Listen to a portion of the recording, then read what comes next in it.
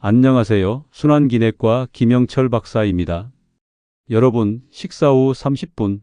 이 짧은 시간이 여러분의 남은 수명을 결정합니다. 응급실에서 50여 년을 보내며 깨달은 충격적인 사실이 있습니다.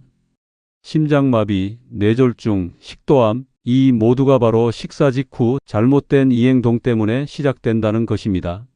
그동안 응급실에서 생과 사의 갈림길에 선 수많은 환자들을 살렸고 89세의 나이에도 여전히 의료 현장을 지키고 있습니다. 그러나 바로 이 행동 때문에 하루에도 수없는 어르신들이 사망에 이르거나 회복이 불가능하게 되는 것을 볼 때 참으로 가슴이 아픕니다. 식사 후 30분이 여러분의 생명을 좌우할 수 있다는 사실 반드시 알고 계셔야 합니다. 지난주 한 어르신께서 또 점심 식사 후 10분 만에 심장마비로 쓰러졌습니다. 원인은 바로 이 영상에서 말씀드릴 행동 때문이었습니다. 자, 어르신들 영상 끝까지 보셔야 합니다. 그래야 여러분의 생명을 스스로 지키실 수 있음은 물론 사랑하는 가족의 생명까지 지키실 수 있습니다. 구독과 좋아요, 알림 설정하시면 다음번엔 더 빠르게 생명을 구하는 정보를 받으실 수 있습니다. 그리고 댓글로 식사 후 자주 하는 행동을 남겨주세요.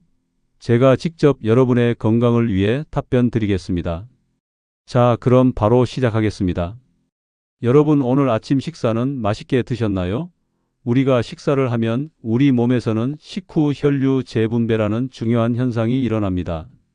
섭취한 음식물을 소화하기 위해 위장과 장으로 전체 혈액량의 약 25에서 35%가 집중되는 현상입니다. 이때 65세 이상 노년층은 특별히 주의해야 합니다.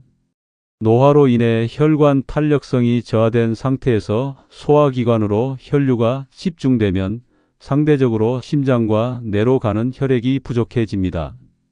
이로 인해 어지럼증, 현기증, 실신 위험이 높아지고 심장에는 추가적인 부담이 가중됩니다. 51년간 응급실에서 근무하며 혈류제 분배로 인해 돌아가실 뻔한 어르신들의 생명을 구한 내용과 또는 너무 늦게 병원을 찾아와서 안타깝게 잃기도 했던 이야기를 들려드리겠습니다. 오늘 영상 내용은 소소해 보이지만 매우 중요한 내용이니 꼭 기억하셔서 여러분의 귀중한 생명을 보존하시기 바랍니다. 박사님, 식사 후에는 주로 TV를 보면서 소파에 누워 쉬는데 이것도 문제가 될까요? 네, 바로 그런 행동이 문제입니다. 응급실에서 만난 78세 이상옥 할머니의 사례를 들려드릴게요. 매일 점심 식사 후 바로 드라마를 보며 누워 계셨습니다. 어느 날 심한 가슴 통증으로 응급실에 실려왔고 위산 역류로 인한 식도염이 심각하게 진행되어 있었습니다. 더 심각한 것은 이로 인한 흡인성 폐렴까지 발생했다는 점입니다.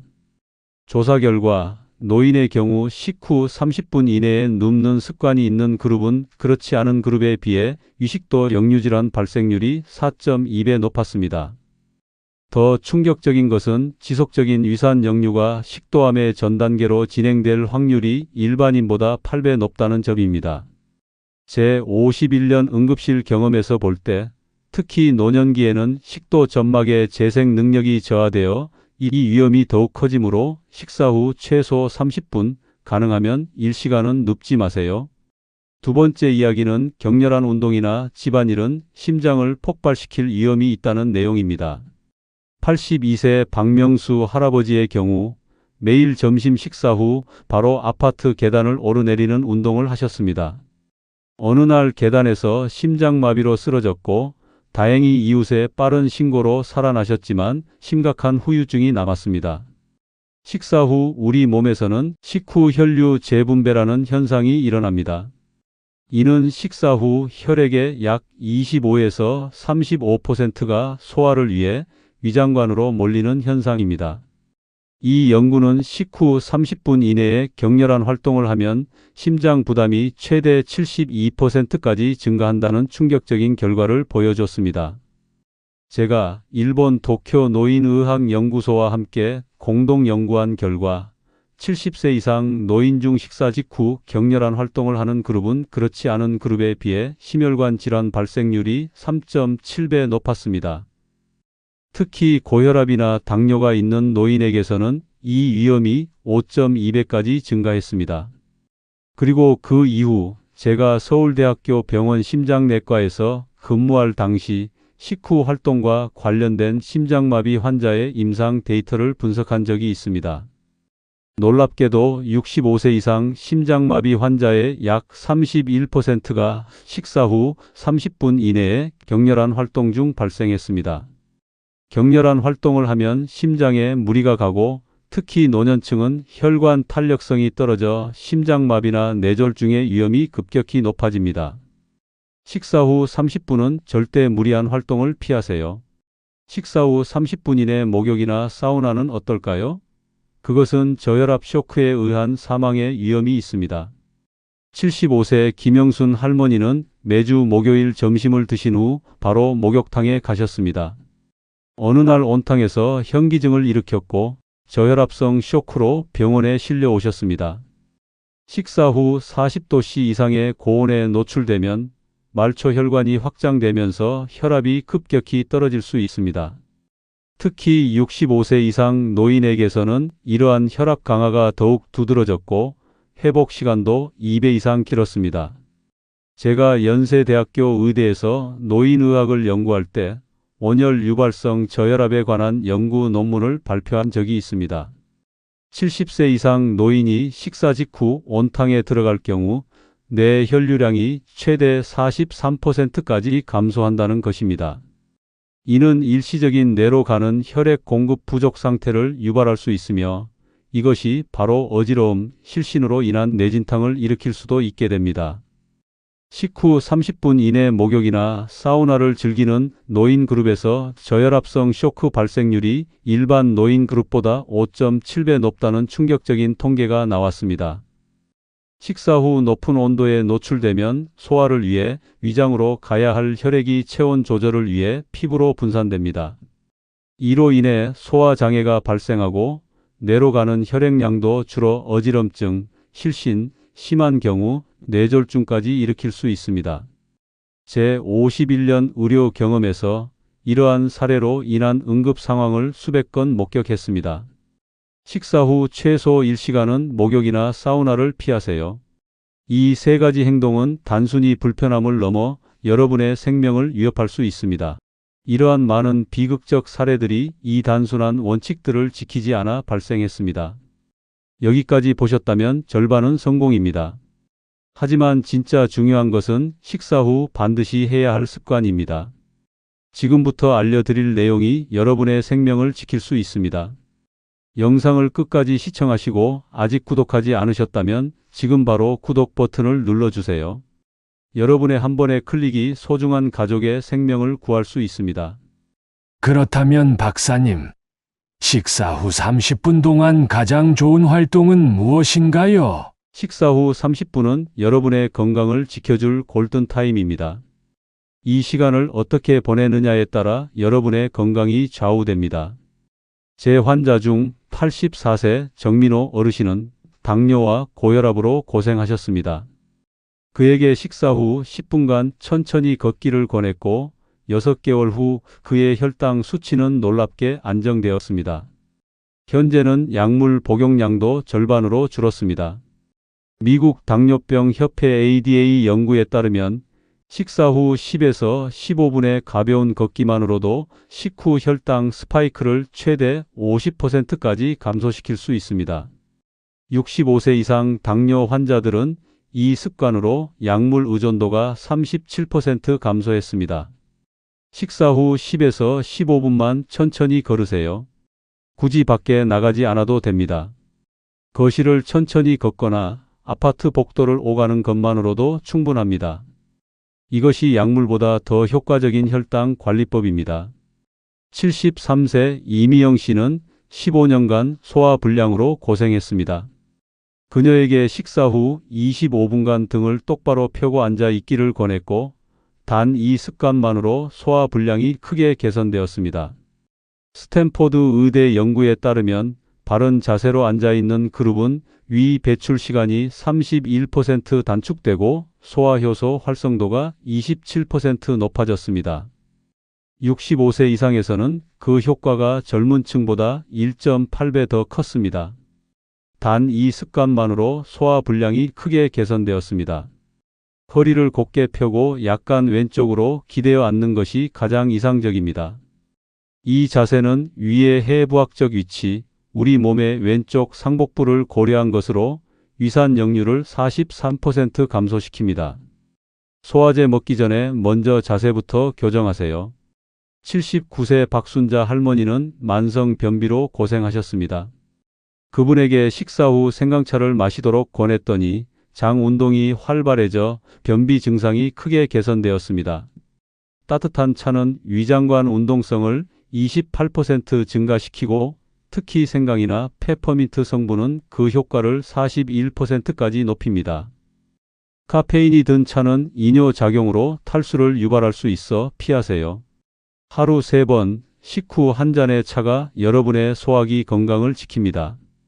이 3가지 습관만 지켜도 여러분의 건강은 크게 달라집니다. 약물에 의존하기보다 이 간단한 생활 습관으로 건강한 노후를 만드세요. 이제 거의 다 왔습니다. 하지만 계절마다 조심해야 할 포인트가 다릅니다. 여름과 겨울에는 식후 관리법이 달라야 합니다. 지금부터 알려드릴 계절별 주의사항이 여러분의 위급 상황을 막아줄 것입니다. 끝까지 집중해서 시청해 주세요. 박사님, 계절에 따라 식후 관리가 달라져야 하나요? 그리고 외출했을 때는 어떻게 해야 할까요? 매우 중요한 질문입니다. 계절과 환경에 따라 우리 몸의 반응은 달라지기 때문에 식후 30분의 관리도 달라져야 합니다. 여름철에는 특히 주의가 필요합니다. 85세 이정웅 할아버지의 사례를 들려드리겠습니다. 작년 폭염 기간 중 점심 식사 후 바로 에어컨 앞에 앉아 계셨습니다. 그날 저녁 심한 복통과 설사로 응급실에 오셨고 급성 장염 진단을 받았습니다. 도쿄의대 연구팀이 밝혀낸 바에 따르면 식사 후 갑작스러운 온도 변화는 자율신경계에 큰 충격을 줍니다.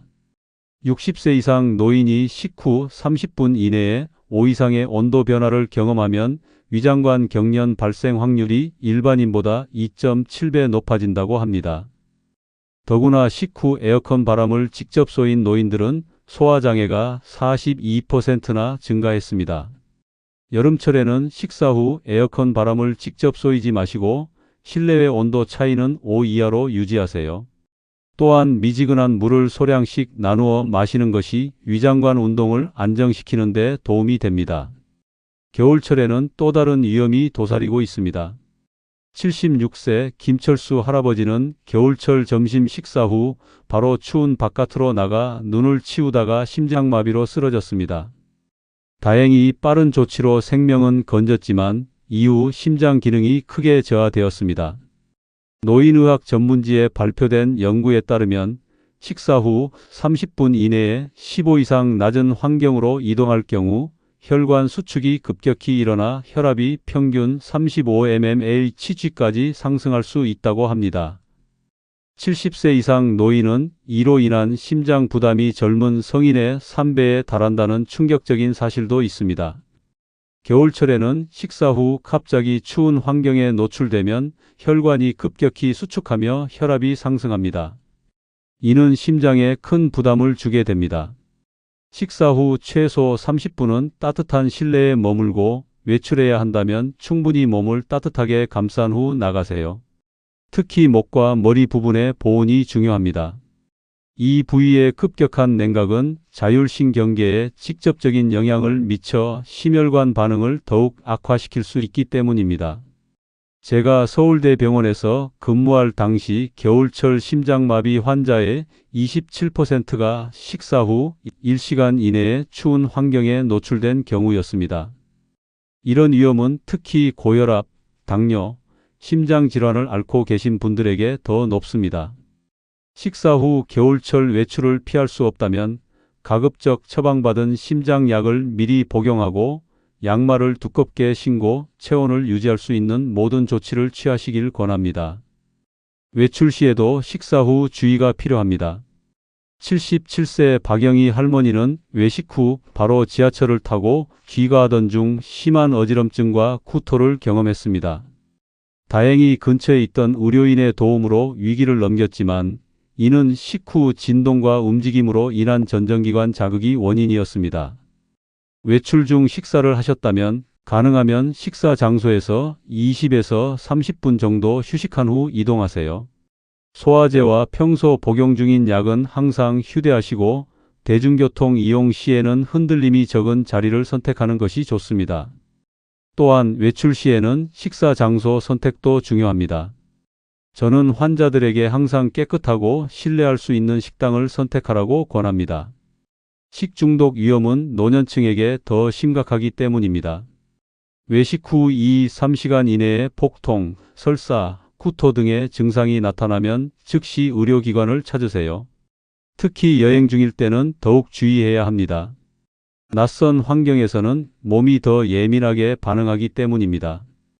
여행 중에는 식사 후 30분은 반드시 휴식을 취하고 특히 고지대나 온도 차이가 큰 관광지에서는 이 시간을 더 길게 가져가는 것이 좋습니다.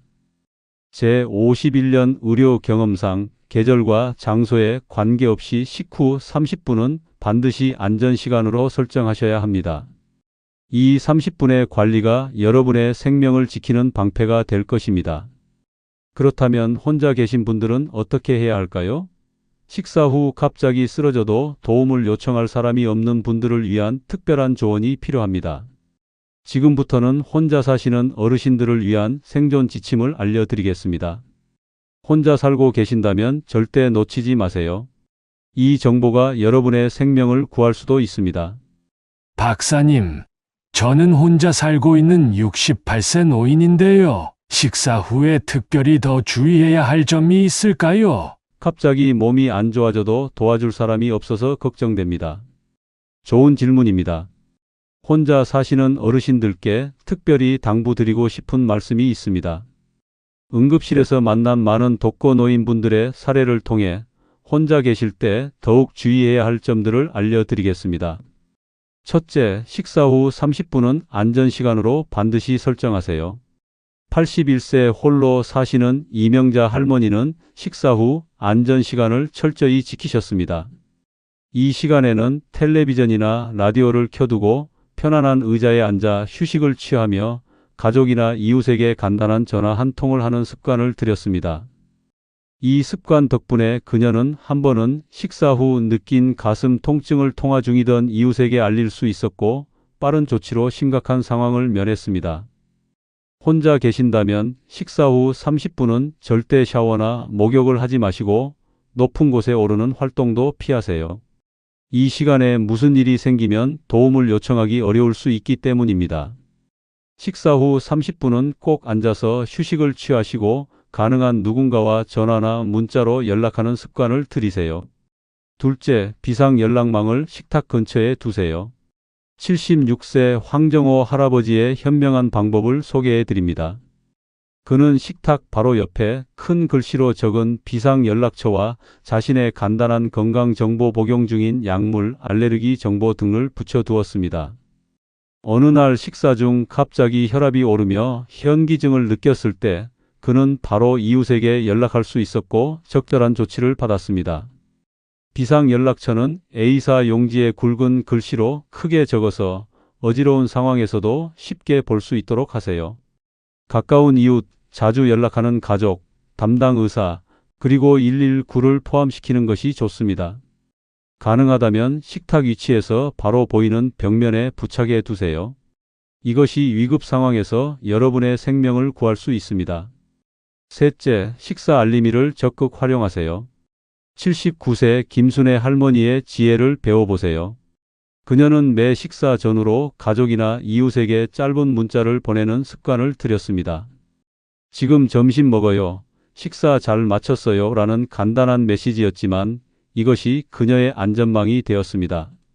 한 번은 그녀가 식후 메시지를 보내지 않았고 이를 이상하게 여긴 이웃이 확인하러 왔을 때 그녀는 저혈당으로 쓰러져 있었습니다. 스마트폰이 익숙하지 않으시다면 정해진 시간에 전화를 주고받는 안부 확인 시스템을 이웃이나 가족과 만드는 것도 좋은 방법입니다. 예를 들어 매일 식사 후 30분경에 누군가와 짧게라도 통화하는 습관을 들이세요. 이 간단한 습관이 여러분의 목숨을 구할 수 있습니다. 넷째, 응급 상황 대비 물품을 식탁 옆에 비치하세요. 83세 박성철 할아버지의 현명한 준비를 본받으세요. 그는 식탁 서랍에 응급 상황 대비 물품을 준비해 두었습니다. 간단한 구급 상자, 평소 복용하는 약의 여분, 혈압계, 그리고 쉽게 마실 수 있는 물병이었습니다. 식사 후 갑자기 혈압이 오르고 두통이 왔을 때 그는 바로 혈압을 측정하고 의사의 지시에 따라 약을 복용할 수 있었습니다. 특히 고혈압, 당뇨, 심장질환이 있으신 분들은 식사 전후로 측정 가능한 간단한 장비 혈압계, 혈당계 등을 준비해 두세요. 응급 상황 대비 물품은 반드시 쉽게 손이 닿는 곳에 두시고 정기적으로 내용물을 점검하세요. 약의 유효기간이 지나지 않았는지, 필요한 물품이 모두 갖춰져 있는지 확인하는 것이 중요합니다. 제가 응급실에서 만난 독거노인 환자 중 84%는 이런 기본적인 준비를 하지 않아 위험한 상황을 맞았습니다. 반면 위의 4가지 수칙을 모두 지키던 분들은 응급 상황에서도 신속하게 대처해 생존율이 3배 이상 높았습니다. 혼자 사는 것이 위험한 것은 아닙니다. 단지 조금 더 철저한 준비와 주의가 필요할 뿐입니다. 이러한 간단한 습관들이 여러분의 생명을 지키는 든든한 방패가 될 것입니다. 오늘 제가 드린 말씀이 여러분의 남은 인생을 더 건강하고 안전하게 만드는 데 도움이 되길 진심으로 바랍니다. 51년 경력 의사로서 여러분께 단언합니다. 식사 후 30분, 여러분의 생명과 건강이 걸린 시간입니다. 식사 후 30분은 단순한 시간이 아닙니다. 이 시간을 어떻게 보내느냐에 따라 여러분의 건강과 생명이 좌우될 수 있습니다. 특히 노년기에는 이 골든타임을 잘 활용하는 것이 더욱 중요합니다. 오늘 배우신 내용을 요약하자면 식사 후 바로 눕지 마세요. 식사 직후 격렬한 운동이나 집안일을 피하세요. 식사 후 목욕이나 사우나는 최소 1시간 후에 하세요. 가벼운 걷기, 바른 자세로 앉기, 따뜻한 차 마시기를 실천하세요. 계절과 외출 상황에 맞는 주의사항을 지키세요. 혼자 사신다면 안전망을 더욱 철저히 마련하세요. 이 간단한 수칙들이 여러분의 건강한 노후를 지켜줄 것입니다. 오늘 알려드린 습관들, 당장 오늘 식사 후부터 실천하세요. 다음 영상에서는 식사 후 1시간 이후 반드시 해야 할 습관을 알려드립니다. 구독과 알림 설정하시면 놓치지 않을 수 있습니다. 특히 독거노인 분들이 혼자서도 할 수 있는 심장마비, 뇌졸중 응급대처법과 119에 전화할 때 꼭 알려야 하는 핵심 정보도 함께 공개할 예정입니다. 여러분, 식사 후 30분을 어떻게 보내고 계신가요? 댓글로 남겨주시면 제가 직접 여러분의 상황에 맞는 맞춤형 조언을 드리겠습니다. 그리고 이 정보가 소중한 분들에게 도움이 될 수 있도록 영상을 공유해 주세요. 여러분의 한 번의 공유가 누군가의 생명을 구할 수 있습니다. 나이는 단지 숫자에 불과합니다. 중요한 것은 여러분이 얼마나 자신의 몸을 이해하고 올바른 습관을 유지하느냐입니다. 오늘부터 식사 후 30분을 특별히 신경 써서 관리하시길 바랍니다. 여러분의 건강한 노후를 응원합니다. 감사합니다.